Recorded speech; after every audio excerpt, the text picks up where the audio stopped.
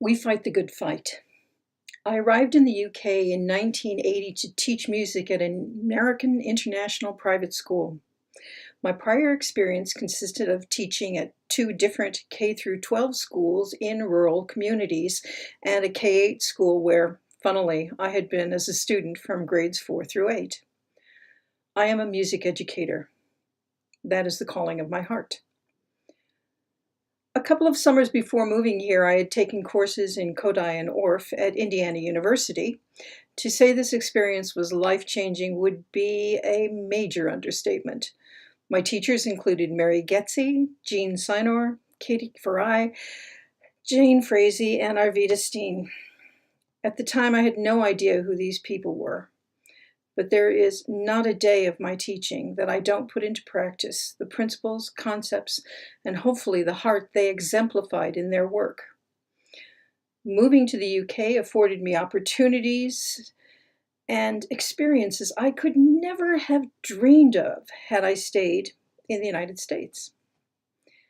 And I was just like most every American musician who arrived here, overawed by the wealth of music, the choirs, the orchestras, folk music, and pop culture.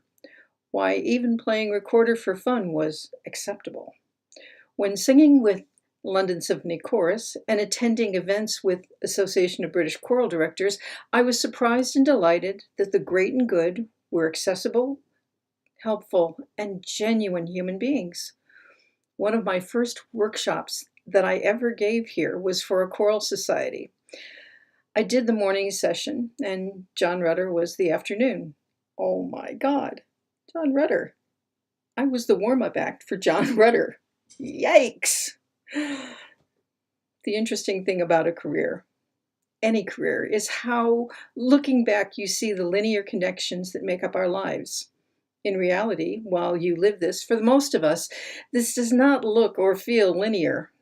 Forks in the road. If I go this way or that, what opportunities does that afford? What joy, what pain lie down a particular path?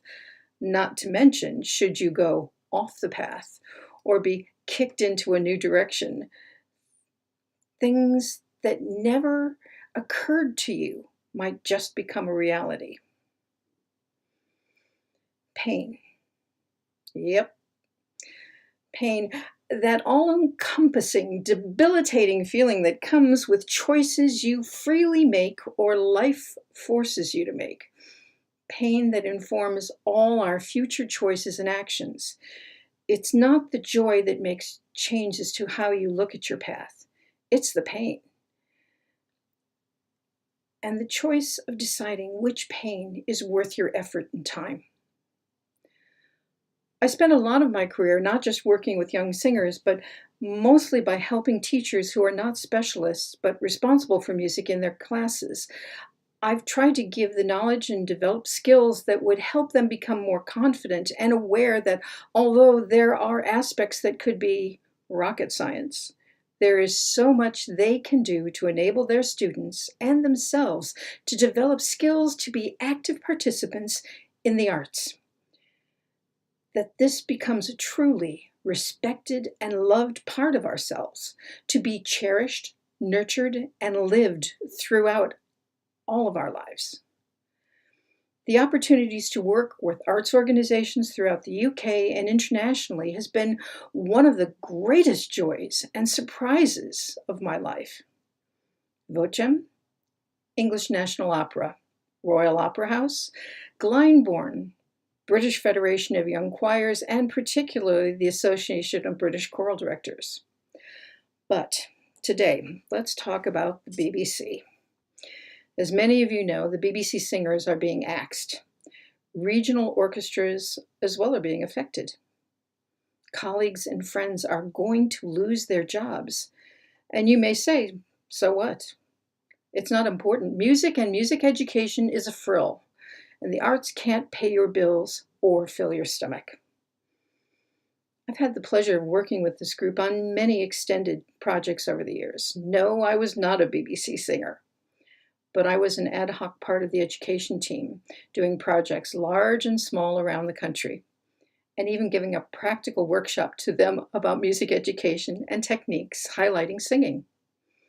Even when doing Mr. Wiggly and Mr. Waggly, the singers were generous and welcoming.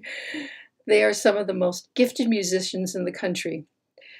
Their alumni have gone on to influence music making throughout the country and the world. They are the preeminent professional choir in the country. The King Singers are an ensemble, but the BBC Singers are a choir, a very accomplished group of artists who often highlight new music, promote composers, showcase conductors, and work to the highest standards of anywhere in the world. They are a national treasure. They've been going almost 100 years. The BBC should be ashamed. We pay a license fee for the BBC.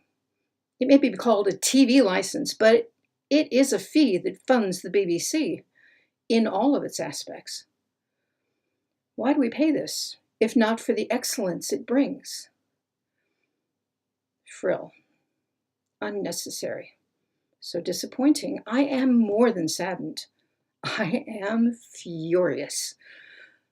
A few years ago, I had the opportunity for the singers to join a project I annually did for Harrow Music Service, Songfest. Over 2 evenings, 1,000 young singers from 25 to 30 schools would come together for a wonderful concert highlighting young voices, no solos, no individual school performances. For those evenings, they were all part of the greater choir I conducted. And I conducted this event for more than 20 years. For many of those young singers, this would be their first memory of a real choir and the power and feeling that singing together brings. But that year was different. The program had a section on historical English music. Robin, Pastime with Good Company, and Summer Is A-Comin' In. The kids started the program with Summer Is A-Comin' In, and while they sang the first time through the round, the singers positioned themselves quietly at the back of the hall, and then the BBC singers sang the second time of the round. The parents did not know what hit them. And then the sound, the integrity and presence of that sound was overwhelming. Most of the audience did not regularly attend concerts of any type.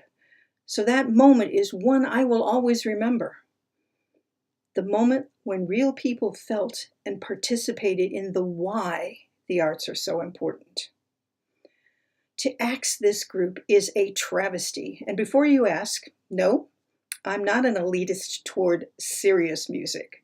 For me, all music done with heart and integrity is serious. I program all types of music and enjoy all types of music. The arts are a part of us, and from our daily scribblings on notepads to singing along with a tune on the radio in the car, they are worth our time. They are already a part of our lives, whether we realize it or not. We are a part of it. We are not a frill. They are not a frill. So the pain begins again. This is a pain worth fighting for. I know in my gut this will not overturn the outcome of what the BBC intends to do. But at least we can all make them feel uncomfortable about what they're doing. They should feel guilty about doing this. This should resonate, and they should remember how we feel about them doing this. They need to be held accountable. Sign the petition at the Organization to Change. Write to the BBC. Support your local musicians. Talk to local newspapers. You may think this is a small issue, but it's not.